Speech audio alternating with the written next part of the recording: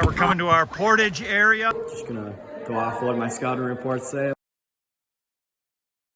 All right, Irish fans, we're here for Irish Unscripted.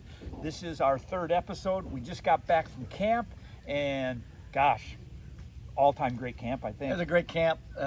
Great weather, first of all. Yeah, number one. Not too hot, not too cold. No, and a lot of great competition, too. I mean, the hills were great, obviously. The training was great, but we also had a lot of team bonding with... Some of the trails weren't mowed as well as they've been in the past, but we figured out ways, didn't we? We did. Yep. We did. And they've...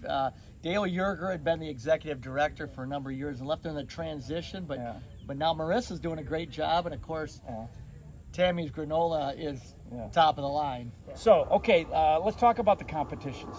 So we have the oldest competition is bocce ball, which we always have student champions because I haven't kept track, but it might have been our 10th or 12th. We're kind of like the Yankees. We won, right? Yeah. We did won that championship. But then the student champions end up being that they play for a true second. Wrestling fans know what that is. Yeah.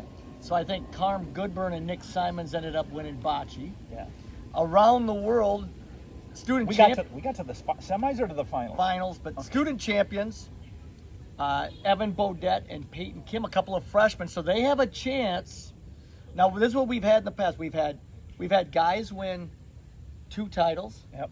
In fact, I think John Gabriel and Nick Falk, I think they bookended it. They won freshman and senior. Okay. And then we've had some guys that have gone, back to back. Yeah.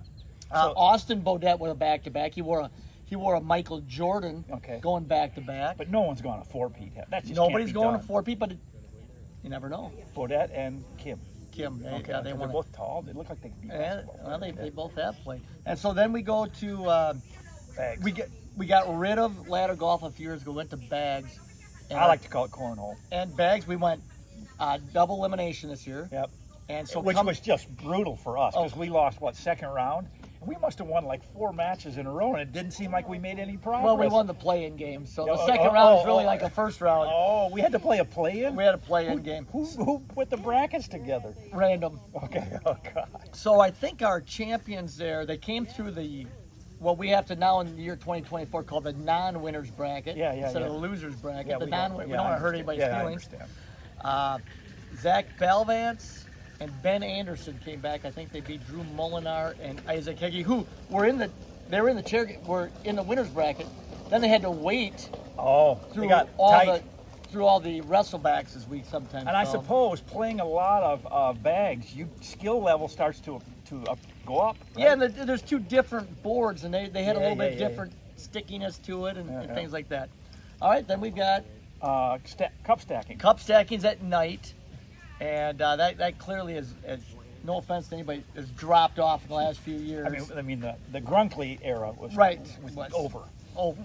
But I'll tell you who did emerge, Quinn Zeisler. He was. With Keanu Lynn. Sand volleyball, I can't tell you the team champions. I can't name them off. We'll have a picture of that, hopefully. And then the class volleyball champions, the juniors beat the seniors. Really? Yeah, that rarely happens. It does. But in team cup stacking, the seniors got it done. Yep. Okay, so that was camp, great camp, and now we're back, and this coming week we have the Irish Invite on Friday. I believe it starts like at 8:30? Yeah, 23rd annual. We really, it's 2 separate events. We have the youth. Yep, that comes first. Yep, two races. And then there's a half an hour gap because it's really 2 events in one. And then we have 7 to keep in line with the Minnesota State High School League rules. Okay. And then we go to 7 high school races. 4 boys, 3 girls. Yeah. Yep. So let's... you tell me. Let's just go right to the varsity. Okay, teams that are ranked that we know of. And we're unscripted, so we're going to get a little background here. Bloomington Jefferson. Sean Falk's done a nice... What did they get last year? I think so. Sean Falk's done a great job. They got most of their guys back. They got Ben Bassett, section champions, back. They've got... Zach Tapania, they got the Allstat brothers, and Logan Young. So they've got a solid 5. I mean, at the section meet last year, I think they took 4 of the top 5. I believe they did. I mean, could be a powerhouse team. And then Mounds View, Wentworth, now they made that transition from Ross Fleming. Coach Wentworth now running that operation. Mounds View be tough. Casey Poplar now eligible after his transfer last year from Totino Grace. He went like a 4.16, didn't he, in track? Yeah, 4.17, 4.18, whatever it takes. Yeah. And then... Colmus, they got. Oh yeah, he's Eric, back. yeah, Owen Colmus. Owen Yep. Colmus. Yeah. So and and a few other guys. They're going to be pretty And solid. they're a traditional top 5 power. They are. They're pretty good. In fact, on the all-time, since 2006, I think they ranked 4th on top 5 state appearances. Wyzetta 1, Stillwater 2, we're 3, Okay. and I think Mounds View or Edina's 4 and 5. Those are the Okay. teams. Okay. So those 2 are in it. And they're ranked. They're right? yeah, these are all just ranked teams. Eden Prairie, Always and good. yeah, they've been solid. They made a nice transition too Okay. in coaches. Jeff Lindeleaf was their longtime coach, and now he's passed that on. And then they're led by I can't believe you don't remember his Elijah. name. Elijah, I want to say Samuelson. I hope I get that right. Okay. And he ran like 9:40 last year, maybe a little bit faster. So he's their front runner. Then they got a gap. Yeah. But Eden Prairie, they have a low Always have card, guys. low stick. They should- always have they guys. should be tough. Obviously, Uh-huh. we're ranked. Yeah. And Two Rivers, I hear. Two Rivers ranked 12th. They're going to be there as well. So we have 5 of the top 12 teams. 5, and then traditionally White Bear Lake. So Yeah, they'll they're be always good. they'll be there as well. Dan Yeah. Kovacic has done Yeah. a nice job there. Gary Wilson, assistant coach, former university coach. Egan's solid too. I believe they're coming to the meet. Are they? Egan boys will be there, and Yeah. they saw Shannon Braun does a nice job Yep. with Egan, Yep. and they're going to be pretty good. Noah Daniel was a state 800 competitor last year. Now that the St. Olaf meet isn't happening anymore, and the state meet's not. well, no, at it's St. still happening. Oh, it is, but it's just not the state meet course. It's not the state meet course. It still happens. So sub teams might be drifting over to the Irish invite. Yeah, no, I don't know if anybody. Okay. Yeah, I don't think that's an issue. Okay. Now we go to the individuals. Yeah, individuals, defending state. We'll just start with defending state champion. Yeah, how about and that? defending Irish Invitational Yeah, champion. Come on. Robert Matura. Yeah, he broke 9 last year, didn't he? Yeah, he In the broke 32? in the 3200. He broke 9 minutes, so he's obviously the favorite. Yep. And Just stud. stud. Yeah. In And- fact, there have been a lot of studs that have come through the Irish invite. Maybe you could talk about some Well, past I champions. will, but before I forget, can I mention this? What? We're going to make sure that the winning shirt fits this year. Yeah. We have a small waiting at the finish line for our topper. We give the Yeah. Ron Giles, my brother-in-law, does he hands out the shirts and the shoot Labor weekend, so we Yeah, get yeah, going. yeah. We've got a small shirt just for him, so it doesn't hang in his closet. Okay, so if he can win it, Okay.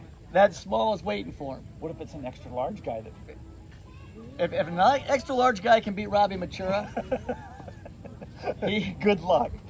okay, let's go. Now you're going to say that. Past champions. I mean, because some people Oh. have claimed, really, the Irish Invite Individual Championship is sort of a crucible through which the elite Minnesota distance runners have to pass to go on to future greatness. Yeah, and they Give might me not, some names. They might not even be great in high school, but they are Right. later. It's Well, let's just start. 2016 champion Matt Wilkinson of Minnetonka, Olympian. Olympian Yeah, yeah. for starters. Nearly made the finals of the steeple. He did, and he came through that.